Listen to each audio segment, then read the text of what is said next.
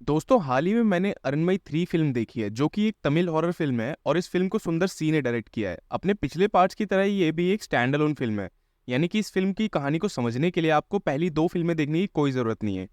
Still मैं इस film के पार्ट 1 और पार्ट 2 दोनों के एक्सप्लेनेशन का लिंक डिस्क्रिप्शन में डाल दूंगा in case you are interested. तो आज की वीडियो में हम अरनमई 3 की कहानी को जानते हुए उसकी एंडिंग को डिस्कस करेंगे। अब वीडियो शुरू करने से पहले मेरी आप सभी से एक रिक्वेस्ट है कि अगर आपको ये वीडियो पसंद आती है तो हमारे चैनल को सब्सक्राइब जरूर कीजिएगा। तो फिल्म की शुरुआत में हम ज्योति नाम की एक छोटी बच्ची को देखते हैं, जो कि अकेले ड्राइंग कर रही थी। लेकिन उसके ठीक बगल में एक ड्राइंग पेन हवा में अपने आप ड्रॉ करने लग जाता है। इसके ठीक बाद हम एक स्पिरिट को देखते हैं, जो कि ज्योति को बहुत ज्यादा डरा देती है। ज्योति ये बात अपने जमींदार पिता राजशेखर को बताती है, लेकिन उसके पिता ज्योति पर यह बोल के भड़क उठते हैं कि ज्योति झूठ बोल रही है। इनफैक्ट वो ज्योति को बोर्डिंग स्कूल भेज देता है। और हम ये समझ नहीं पाते कि राजशेखर अपनी छोटी बेटी के साथ ऐसा बर्ताव क्यों कर रहा है। अब यहाँ से कहानी कई साल आगे चली जाती है, तकरीबन 22-23 साल, जहाँ हम जान पाते हैं कि कोर्ट ने जमींदार राजशेखर को ऑर्डर भेजा है कि वो मंदिर के दरवाजे खुलवा दे। हम व्यूअर्स को बस इतना बताया जाता है कि सालों पहले राजशेखर इस कमरे को किसी कारणवश बंद कर दवा दिया था, लेकिन गांव वाले इस कमरे को खोलना चाहते थे। इसके लिए बात सुप्रीम कोर्ट तक पहुंची और आज मंदिर का वो कमरा खोला जाएगा क्योंकि कोर्ट का ऑर्डर आया है। अब इस न्यूज़ को सुनकर राजशेखर तुरंत एक स्वामी जी से मिलने जाता है, जिनका नाम सामयादी था, और हम दोनों को काफी परेशान देखते हैं। इनकी बातों से हम समझ पाते हैं कि उस कमरे में कोई खजाना वगैरह नहीं है, बल्कि किसी तरह का कोई काला राज छुपा है, जिससे सामयादी और राजशेखर दोनों जुड़े हुए हैं। अब यहाँ से सीन महामंदिर पे आता है, जहाँ सभी कमरे के खुलने का इंतजार कर रहे हैं। यहाँ हम जान पाते हैं कि हर साल इस महामंदिर के सामने वाली पर्वत पे एक महादीप जलाया जाता है, और उससे निकलने वाली लौ को मुरुगन देव का रूप मानकर सभी पूजा करते हैं। जिनका नाम वन्नीमाला सामी था, वो वहां आ जाते हैं। उनके सामने ये कमरा खोला जाना था, और जब ये कमरा खुलता है तो वहां किसी को कुछ नहीं मिलता। हालांकि व्यूअर्स को एक सेकंड के लिए इंसानों जैसी एक आकृति दिखती है, जो कमरा खुलते ही वहां से उड़ जाती है। जब राजशेखर को ये पता लगता है कि कमरे में कुछ नहीं मिला, तो वो काफी खुश है। उस रात महल में हम कुछ कीड़ों को उड़ता हुआ देखते हैं, जो कि राजशेखर के ड्राइवर दुर्गेश को परेशान कर रहे थे। फिर इन कीड़ों के थ्रू एक इविल एंटिटी दुर्गेश पे हमला कर देती है, जिससे दुर्गेश महल के पूल में गिर के मर जाता है। अब अगले दिन दुर्गेश का क्रियाक्रम वहां हो रहा था, और वहां हम ज्योति को आते देखते हैं, जो कि ऑफ कोर्स इतने सालों बाद बड़ी हो चुकी है। इन केस आप कंफ्यूज हो रहे हो, तो ज्योति राजशेखर की ही वही बेटी है, जिसे उसने बचपन में ही हॉस्टल भेज दिया था। वो ज्योति को बिल्कुल पसंद नहीं करता था, और अब भी वो ज्योति को बुरी तरह से ट्रीट करता है। अब कहानी में आगे हम कई सारे कैरेक्टर्स से मिलते हैं, लाइक सरवनन, जो कि एक इलेक्ट्रिशियन है और उसे ज्योति पसंद है। देन सरवनन का दोस्त अभिषेक, जो कि एक चोर है। इनके अलावा हम सिगमनी को देखते हैं। सिगमनी राजशेखर का ब्रदर इन लॉ है, और उसकी अपनी पत्नी मायानवती से बिल्कुल नहीं बनती, क्योंकि सिगमनी एक जुआरी है और जुए में इतना हार चुका है कि पैसे चुकाने के लिए अब वो राजशेखर का महल बेचने की फिराक में है।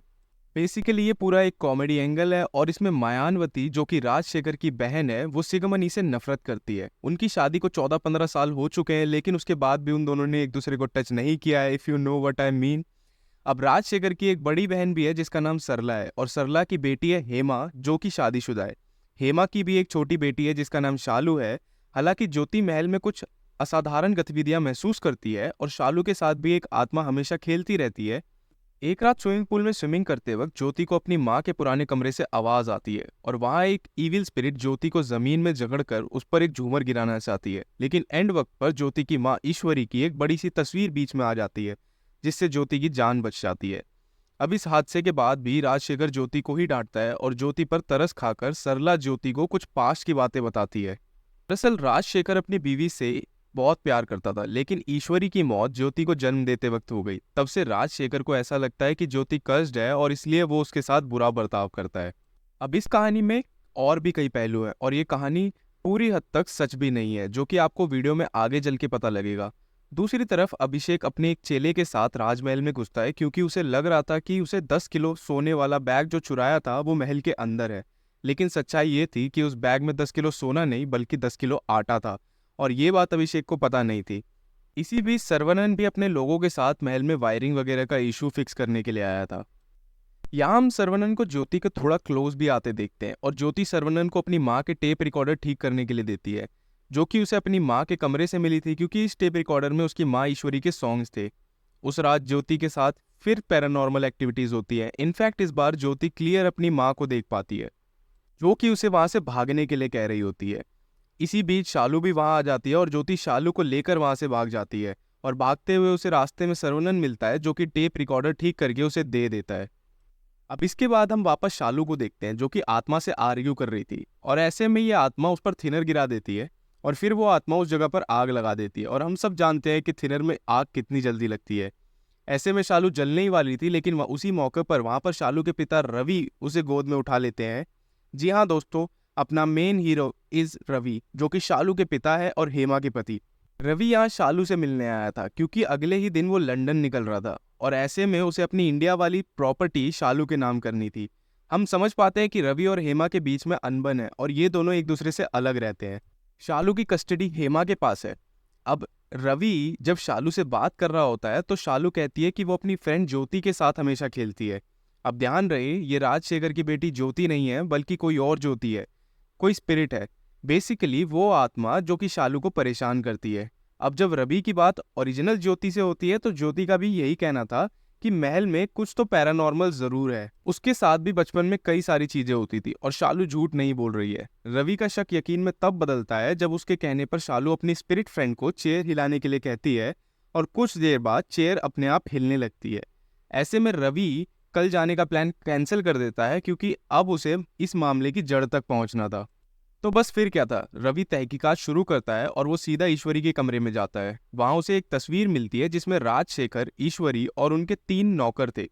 यहाँ 2 हेल्पर के चेहरे बिगड़े हुए थे, और ये दोनों हाल ही में मारे गए थे।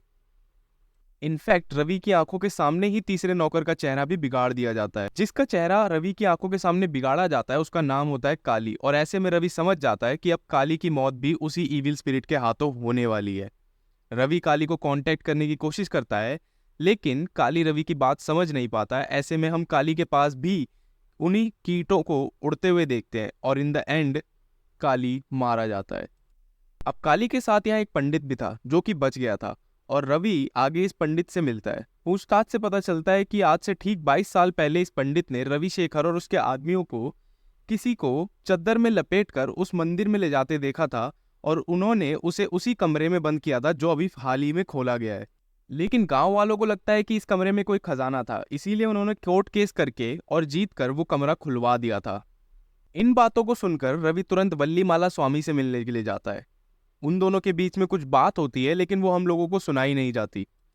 हमें बस इतना समझ में आता है कि रवि और वल्लीमाला स्वामी मिलकर बुरी आत्मा का सामना करने वाले हैं। इसके बाद वल्लीमाला स्वामी के कुछ पंडित लोग घर में एक भूत पकड़ने वाला यंत्र लगाकर कुछ प्रक्रिया शुरू करते हैं, और इससे हम जान पाते हैं कि घर के अंदर एक नहीं बल्कि 2 आत्माएं हैं, और इनमें से एक बड़ी वाली जो आत्मा है वो सर्वनन के अंदर समाई हुई है। जी हाँ दोस्तों, सर्वनन ही पोजेस्ड है, और उसी ने काली को मारा था, और उसके अंदर किसी और की नहीं बल्कि ईश्वरी की आत्मा है। ईश्वरी अपनी बेटी ज्योति, अपने पति राजशेखर और उनके समेत कई और लोगों को मारना चाहती है।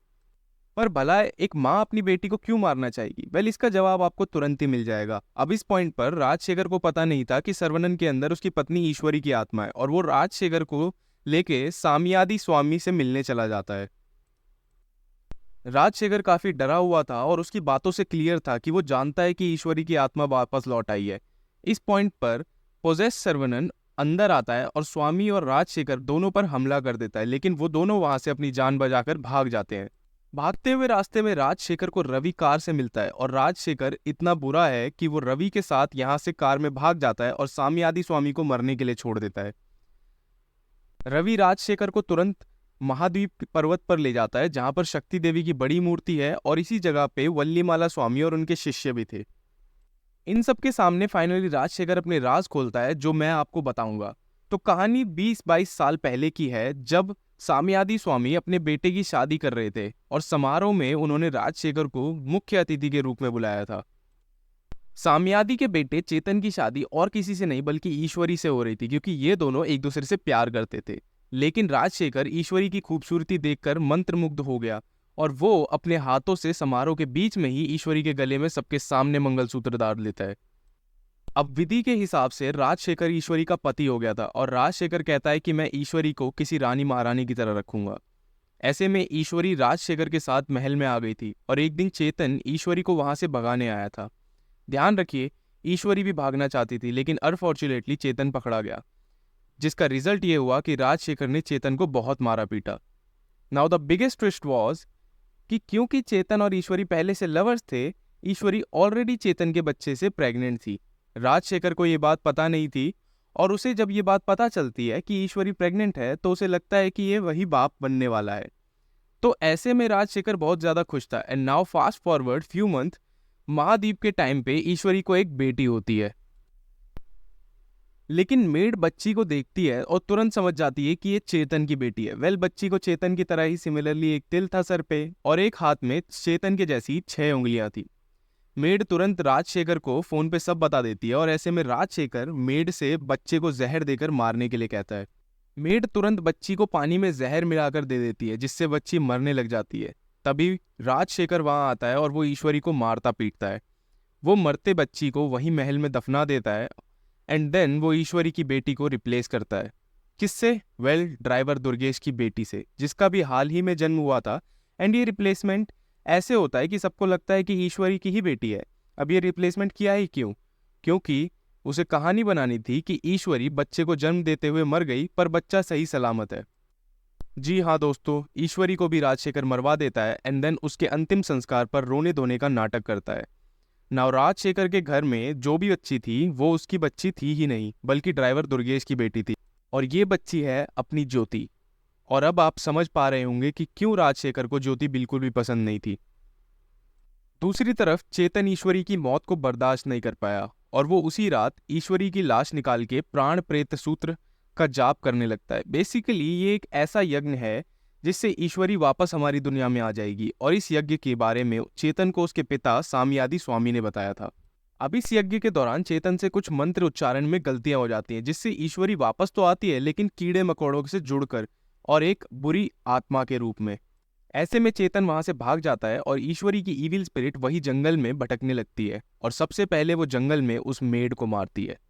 देन ईश्वरी का अगला टारगेट राजशेखर था, और राजशेखर एक दिन ईश्वरी की बुरी आत्मा को अपने महल के दरवाजे पे देख लेता है।